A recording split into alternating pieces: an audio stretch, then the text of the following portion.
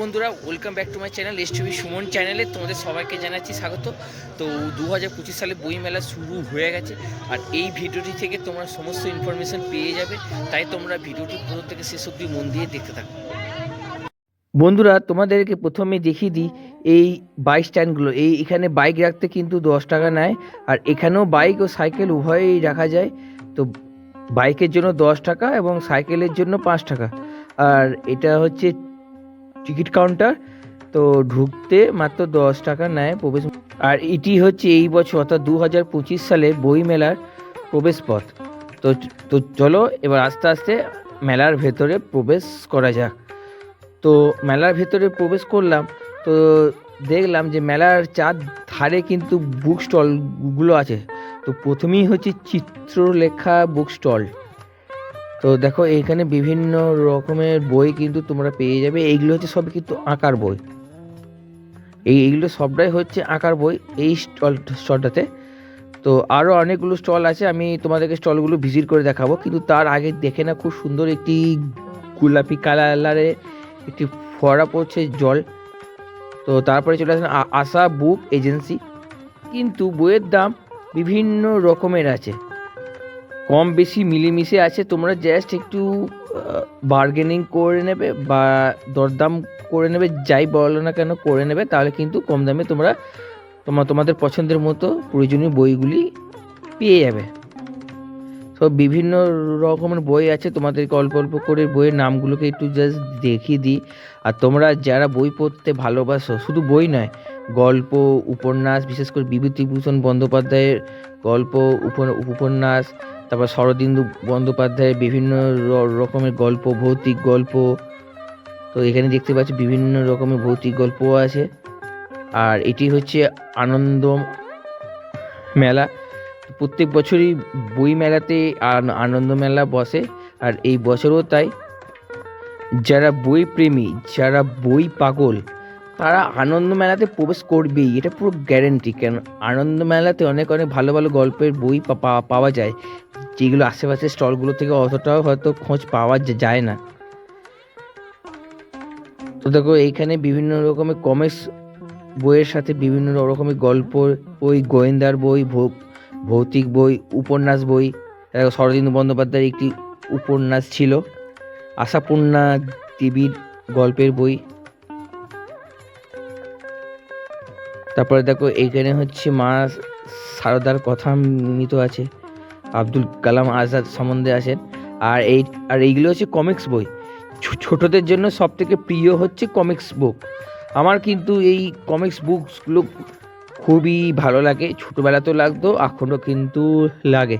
আর দেখো এটা হচ্ছে পিশাচ সমগ্র, অনিশ দেবের পিশাচ সমগ্র। একবার ভৌতিক বইগুলো তোমরা যারা ভৌতিক জিনিস পছন্দ করো, অবশ্যই এই এই অনিশ দেবের লেখা একটা বই পড়ে জাস্ট দেখো, অসাধারণ কিন্তু লাগবে। আর দেখো, আর এখানে কিন্তু বিভিন্ন রকমের বেদ, শিব পুরাণ, বিষ্ণু পুরাণ, সমস্ত রকমের পুরাণ ধর্মগ্রন্থ কিন্তু পেয়ে যাবে। আর আরেকটি স্টলের নাম হচ্ছে চিত্রকলা।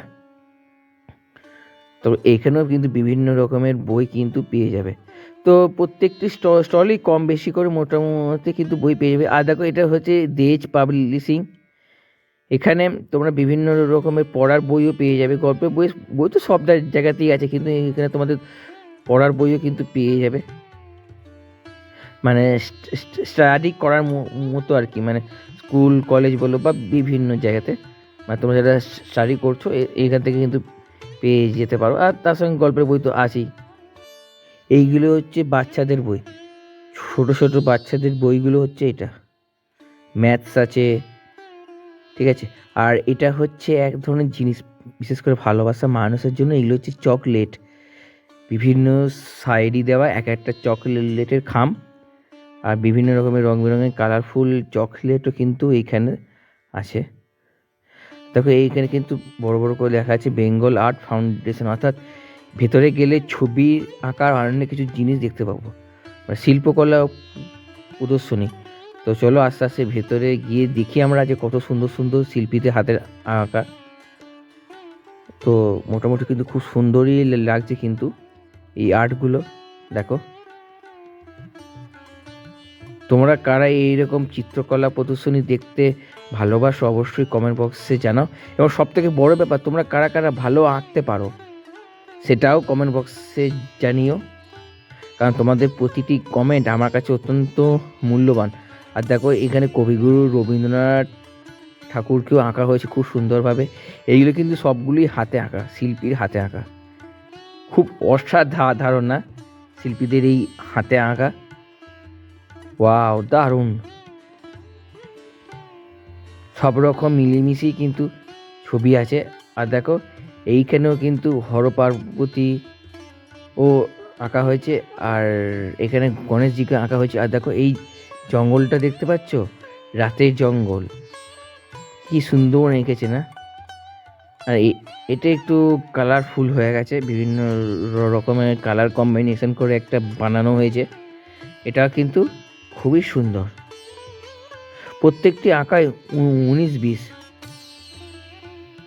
প্রতিটি আঁকার মধ্যে একটা বাস্তব চিত্র ফুটে ওঠে। আর দেখো এইখানেও একটি ছবি আছে যেটা লক্ষ্মীনারায়ণকে বোঝাচ্ছে। আর দেখো এই আঁকাটা ছিল সেরা। আর তারপরে চলে আসলাম দেব সাহিত্য কুটির। এটি একটি বহু পুরাতন সংস্থা, দেব সাহিত্য কুটির। এখানে বিভিন্ন রকমের বই আছে। দেব সাহিত্য কুটির থেকে বিশেষ করে কমিক্স বই, গল্পের বই এখানে বিক্রি হচ্ছে। আর দেখো, আর সামনে হচ্ছে স্টেজ, যেখানে সাংস্কৃতিক অনুষ্ঠান, আবৃত্তি, নাচ গান হয়। তো চলো তোমাদেরকে আস্তে আস্তে সামনেটা গিয়ে একটু ভালো করে দেখিয়ে দিই। এই যে স্টেজটা আছে, এই স্টেজটাকেও একটু তোমাদেরকে ভালো করে দেখিয়ে দিই। একটু আগেই একজন খুব সুন্দর আবৃত্তি করে শোনালেন।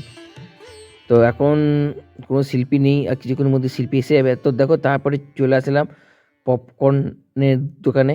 এখানে কিন্তু পপকর্নও আছে এবং বিভিন্ন রকমের খাবারের স্টলও আছে। তো চলো সেই খাবারের স্টলে তোমাদেরকে নিয়ে যাবো। আর দেখো এরকম পর পর পর পর অনেক রকম বুক স্টল আছে। সব কটা স্টলে ভিজিট করে দেখানো সম্ভব নয়, তাই যতটুকু সম্ভব আমি তোমাদেরকে ততটুকুই তুলে ধরছি এবং ধরবো। তো বন্ধুরা দেখতে পাচ্ছ পুরো এই মাঠটা কিন্তু পুরোটা ফাঁকা। ওইখানে হচ্ছে নজরুল মঞ্চ, আর ঠিক মাঠের কোনায় কোনায় কোনায় কোনায় সব বইয়ের স্টল। আর পুরো মাঠটা দেখো ফাঁকাই পড়ে আছে কিন্তু। আর এরপরেই কিন্তু হবে মাঘ উৎসব, মাঘ মেলা শুরু হবে, তখন কিন্তু পুরো এই যে ফাঁকা অংশটা সেটা তখন পুরোটা ভরাট হয়ে যাবে। মাঘ উৎসব হবে আর কিছুদিন পর থেকেই। তবে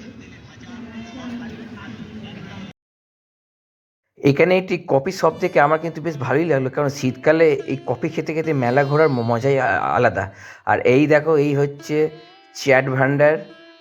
তো এখান থেকে তোমরা বিভিন্ন রকমের চ্যাট পেয়ে যাবে, পাপড়ি চ্যাট থেকে শুরু করে পাওভাজি, আরও অনেক কিছু কিন্তু পেয়ে যাবে এই দোকান থেকে। আর এই হচ্ছে বিখ্যাত পাঁশকুড়ার চপ। প্রত্যেকটি মেলার পাঁশকুড়া চপ হচ্ছে বিশেষ আকর্ষণ। এমন কোনো মেলা দেখাতে পারবে না যেখানে পাঁশকুড়ার চপ কিন্তু বিক্রি হয় না। আর মানুষ কিন্তু পাঁশকুড়ার চপ খেতে কিন্তু বেশ ভালোই বাসেন। আর দেখো এখানে কিন্তু পুরনো এবং নতুন বই একসঙ্গেই কিন্তু বিক্রি হচ্ছে। এখানে দু রকমই বই একসঙ্গে বিক্রি হচ্ছে, ঠিক আছে? তো তোমরা যারা বই পাগল মানুষ অবশ্যই তোমরা এখানে ভিজিট করো। আর দেখো এইখানে কিন্তু সবথেকে পুরনো বই, যেই বইগুলো পাওয়া যায় না, তোমরা হয়তো বহুদিন ধরে খুঁজছো, এই স্টলে কিন্তু এসে দেখতে পারো। তো দেখো এখানে কিন্তু বহু মানুষের কিন্তু ভিড়। আর এটা হচ্ছে বাংলাদেশের বইয়ের বিপুল সম্ভার। এখানে বাংলাদেশিদের যে বইগুলো হয়, বিভিন্ন গল্প, সাহিত্য, সমস্ত বই কিন্তু তোমরা এখান থেকে পেয়ে যাবে। আর এখানে সমস্ত রকমের বাংলাদেশিদের বই তো পাওয়া যায়। আর এই একটি বুক স্টল, এখানেও কিন্তু তোমরা বহু পুরনো বই পেয়ে যাবে। আর এই হচ্ছে গরম গরম বাদাম ভাজা। আমার কিন্তু বাদাম খেতে দারুণ লাগে। তোমাদের কেমন লাগে তোমরা কিন্তু অবশ্যই কমেন্ট বক্সে জানিও। আর এই হচ্ছে ইসকন মায়াপুরের সমস্ত বই। এবং তোমরা কারা কারা ইসকন মায়াপুরে দীক্ষা নিয়েছো অবশ্যই কমেন্ট বক্সে জানিও। আর এখানে অনেক রকমের তুলসী মালাও কিন্তু বিক্রি হচ্ছে, তুলসী মালা জপমালাও কিন্তু এখানে বিক্রি হচ্ছে। আর এখানে খুব সুন্দর সুন্দর কিছু লেখা আছে দেখো, মানুষকে ভালোবাসার থেকে বড় ধর্ম কিন্তু আর নেই। সত্যিই তাই, ভালোবাসার থেকে বড় আর কিছু হয়? কিছুই নেই, তাই না? তাই তোমরা এই ভিডিওটি যারা দেখছো অবশ্যই আমাকে ভালোবাসা দিও, কারণ তোমাদের একটা ভালোবাসা আমাকে অনেকটা মোটিভেট করে তোমাদের জন্য সুন্দর সুন্দর ভিডিও নিয়ে আসার জন্য। আর এটি হচ্ছে গীতা প্রেস, এখানে যাবতীয় যা আছে সব ভগবান শ্রীকৃষ্ণের সম্বন্ধে, এবং এখানে গীতা পাওয়া যায়, ছোট বড় সব রকমই গীতা পাওয়া যায়। পদ্য গীতা, গদ্য গীতা, বাংলা, ইংলিশ, সংস্কৃত, মানে বিভিন্ন অক্ষরে অনুবাদ করা গীতা পুস্তকও তোমরা এখান থেকে পেয়ে যাবে। বন্ধুরা, এই ভিডিওটি আমি এখানেই শেষ করলাম। তোমাদের ভিডিওটি কেমন লেগেছে অবশ্যই কমেন্ট সেকশানে জানাও। আর তোমাদের সঙ্গে দেখা যাচ্ছে আবারও একটি পরবর্তী ভিডিওতে। তোমরা ভালো থাকো, অন্যকে ভালো রাখো, আর প্রেম সে বললো রাধে রাধে।